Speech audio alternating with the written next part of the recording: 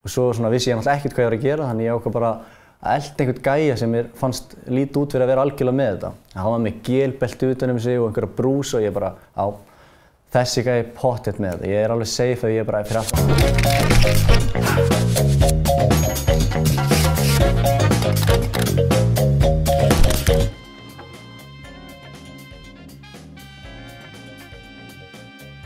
Þetta byrjaði sem sagt allt saman þegar ég var 18 ára, en þá ákvað ég að hlaupa í Reykjavíkurmaraþoninu af því að þá er ég loksins orðinn nógu gamall til að hlaupa. Þú þarft að vera orðinn 18 ára til að mega taka þátt.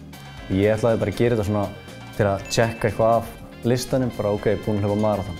Þannig að ég æfði í rauninni ekkert fyrir þetta og skráði mig bara til leiks 3 vikum fyrir hlaup. Og minn svona helsti undirbúningur fyrir hlaupi var eiginlega að ákveða hvaða playlista ég ætlaði að hlusta á. Og í rauninni var sko eiginlega helsta markmiðið mitt að ég ætlaði að ná að vera á forsíðunni á Morgunblaðinu. Þannig ég bombaði af stað og er þarna fyrstur tíma sko. Og svo vissi ég náttúrulega ekkert hvað ég var að gera, þannig ég ákvað bara að elta einhvern gæja sem mér fannst lítið út fyrir að vera algjörlega með þetta. Hann var með gelbelti utan um sig og einhverja brús og ég bara, á, þessi gæi pottþétt með þetta. Ég er alveg safe ef ég bara er fyrir aftan hann. Og síðan kem ég í mark og það var bara þvílík stemming, geggjaður feelingur eitthvað. Og þá réttir einhver kona mér eitthvað svona miða og ég lít á miðan bara eitthvað, annað sæti, þú átt að mæta í verðlaunaafhendingu. Ok, mætti í verðlaunaafhendingu, þá var ég í öðru sæti af Íslendingunum og þetta var Íslandsmótið í maraþoni. Og þá hef ég verið að bæta eitthvað 20-30 ára gamalt Íslandsmet í flokki 18-20 ára og 20-22 ára.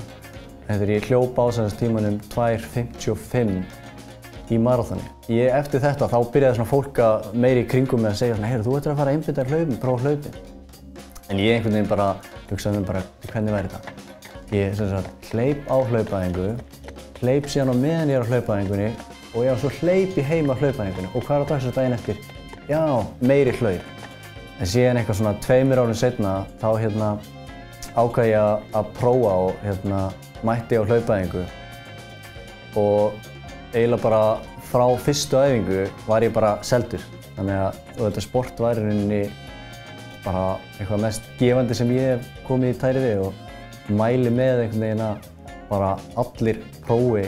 Ef ég fór inn í hlaup og ég segi það bara fullir að ég var einhver mesti svona efasemdamaður ágæti hlaupa fyrir áður en ég byrjaði að æfa og núna er ég bara, þetta er snilld og það sem besta við þetta er að þetta er fyrir alla.